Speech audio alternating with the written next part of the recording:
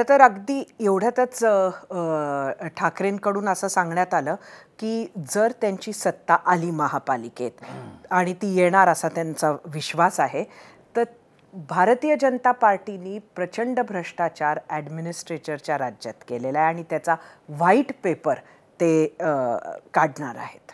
उलटा चोर कोतवाल को धाटे. आणि त्यामुळे आज मुंबई महानगरपालिकेची जी काही प्रतिमा आहे, आज मुंबई महानगरपालिका हा शब्द आला की काही त्याच्यामध्ये पॉझिटिव्हिटी येत नाही, निगेटिव्हिटी जास्त येते. मुंबई महानगरपालिका म्हणजे इनएफिशियन्सी, मुंबई महानगरपालिका म्हणजे भ्रष्टाचार, आणि हे सगळं श्रेय जे आहे ते उद्धव ठाकरेंचंच आहे. 1997 ते 2022च्या कालावधीमध्ये त्यांनी ज्या प्रकारे महानगरपालिकेचा कारभार हाकला, ज्या प्रकारे महानगरपालिकेचं ॲडमिनिस्ट्रेशन चालवलं, ज्या प्रकारे महानगरपालिका पुढे नेली, त्याच्यामुळेच महानगरपालिकेला आज ही प्राप्त झालेली जी निगेटिव्हिटी आहे किंवा भ्रष्टाचाराची जी एक इमेज आहे ती त्यांच्यामुळे प्राप्त झालेली आहे.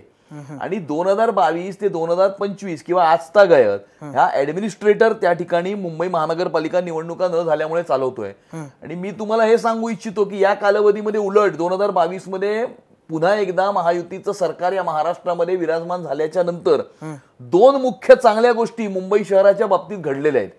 पहिलं म्हणजे मुंबई शहराचे रस्ते आणि खड्ड्यामधले रस्ते की रस्त्यातले खड्डे हे प्रचलित आहे, देशभरात नाही जगभरात प्रचलित आहे. आणि ही अचिव्हमेंट आहे उद्धव ठाकरेंची.